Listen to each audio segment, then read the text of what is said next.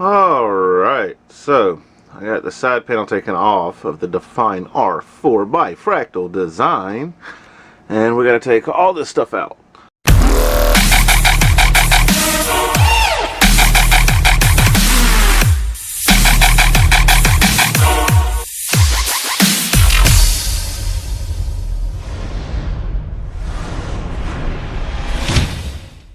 So I do have a all-in-one cooler on this one as well, but it's just a single radiator, 120. And I'm not sure exactly what I'm going to do with this one just yet. I think I'll just put it up for a spare. Again, we're going to take the GTX 970 out and put that in another one.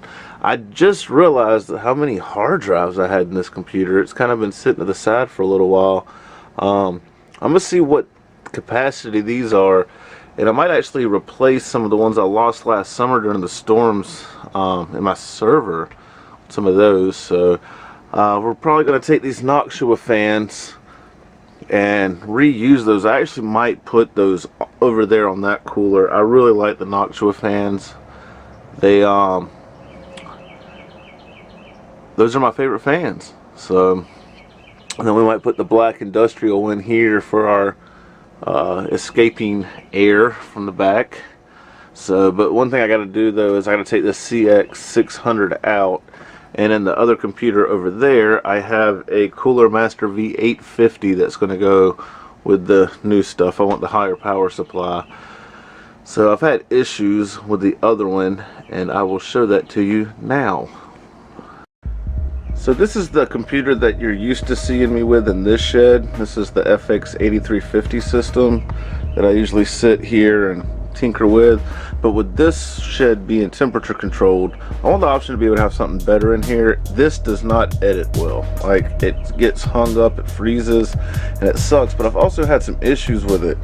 A couple of the USB ports have malfunctioned. My card reader in the front I had to unplug because it said something about a voltage issue on the BIOS on startup, and if I try to plug anything else in through a USB, it tells me that the USB is not recognized. So there's something twerky going on with this that I got to go through, and I got to try to adjust. So again, we're going to take the power supply that's down in here and put it on the other one. Now, once I get that other one up and running, Windows on it, my programs, to where I can still do my work and stuff in here, we'll go through and see what we can do about troubleshooting this computer and getting it fixed, because I still want to have it up and running and being useful. So I've checked to make sure that it turned on outside of the case, and I went ahead and put it in the case.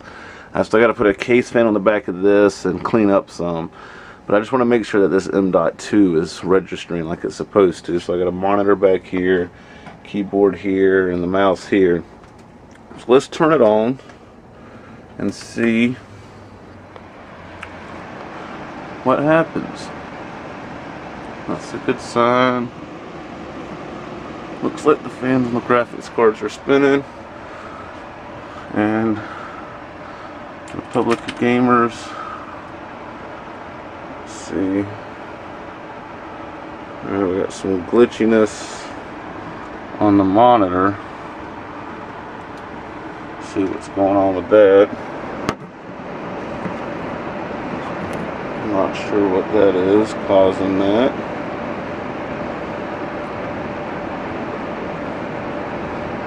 Unplug the monitor and plug it back in.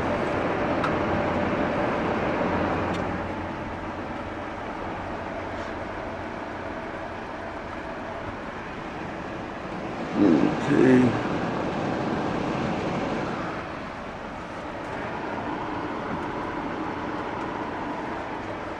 Alright, well, let me see what's going on and I'll be right back. So, we're in it. It was just a loose cable. I got it fixed. So, let's see, main. Alright, anyway, let's go back over here. So we got, it's reading 36 degrees temperature on the core right now, 35 at 4.4. The memory is 2400 with 32 gigs. Let me show you what I'm seeing. 37. I might have to do something with the temperatures, but it's really hot in here. I'm in the shed and shut the door so you could hear better. I need to look at the boot. Fast boot, SATA support, all drives. I want to make sure that I can boot from the M.2.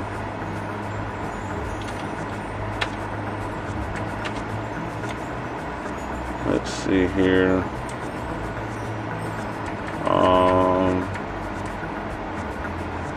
Flash utility graphics card information.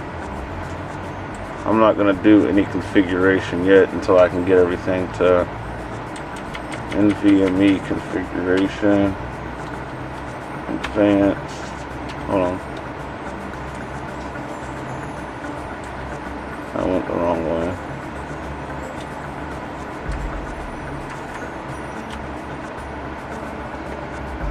The HD audio controller I want enabled. HD audio, USB. That's right.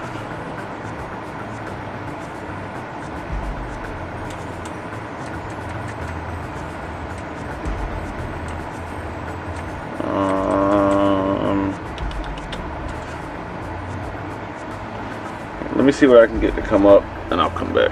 Alright, so we're actually installing some updates now. I did get it working. I do have to use the regular SATA SSD. The M.2 I got is SATA controlled and not PCIe, and this motherboard only takes PCIe M.2 SSDs.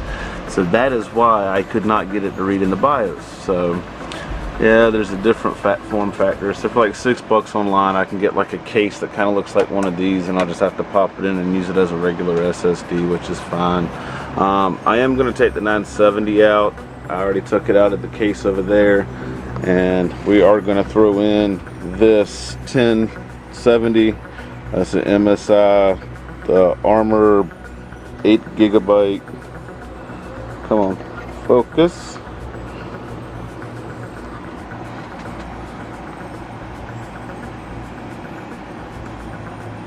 OC, anyway, it's there. Jeez, man. Yeah, so I'm installing Windows. I already put the new key in. I got some more work I'm gonna do, inside of here, and we will go from there.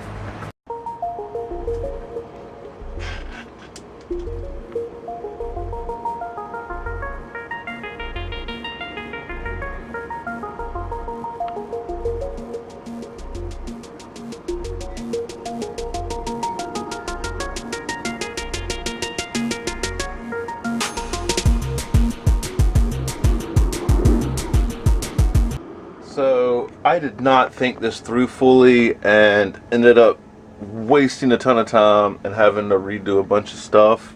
I did not take into account that this case actually has this little door on it to access everything, and that my desk that I keep my computer on in the other shop has a railing that comes across the front. So I ended up having to take everything out of here. And my initial idea was to use the case that was over there, and I took it out, but there's nowhere in the CM Storm case to be able to put a dual radiator. So I ended up having to take the 8350 components out of the other case, the Corsair case that's in there, and I put all of the guts from in here into that case. So yeah, this has been a huge waste of time and a huge oversight on my part, and now my whole desk and operation is tore all apart. I had it all cleaned up in here when I started all this. Got to rehook this computer back up the way it was. I decided that it's not worth having to redo everything, my setup and everything with this one. I'm just going to add the other 16 gigs of RAM to give it 32 gigs with the i5 3570K. And yeah, so what can you do, right? Alright, so we've gotten a little bit farther. I'm still not completely done with everything. It's probably about 2 weeks later from the last video. I did end up getting the case. It's just a little plastic case for that M.2, the SATA SSD. I was completely mistaken about what it needed. It does need a PCIe M.2 NVMe to do the M.2 on that board, which I'll look into doing that later. But for now, I used my Samsung I believe it's a 850 Evo. I'm not exactly sure which one it is. It's one of them. Anyway, there's another SSD that's got the boot system on it. I'm gonna add this to have for like when I have to transfer files for like let's say videos and stuff like that from maybe like the editing software or whatnot. So I don't have, it might speed up the render times a little bit going to a SSD instead of a mechanical hard drive. But I do have the system put together. It's not completely finished. I still got some more work I got to do, but I have been using it some. I'm trying to make sure that it's stable. I had it overclocked to 4.8 and ended up having to back off on that a little bit because my editing program in DaVinci Resolve actually started blue screening whenever I would try to render out a file, especially very intensive files. So yeah, right now I'm sitting at 4.4. I need to kind of start going back up a little bit and see what happens. I'm trying to kind of get it intermediary. I would like to at least get it to 4.6 all the time. I got a little bit more work to do before I get to that point, but it shouldn't be too much longer till I'm done. So I will be putting pictures of how it looks up for you, and then it'll probably be followed up with another video later that shows everything as it's completed.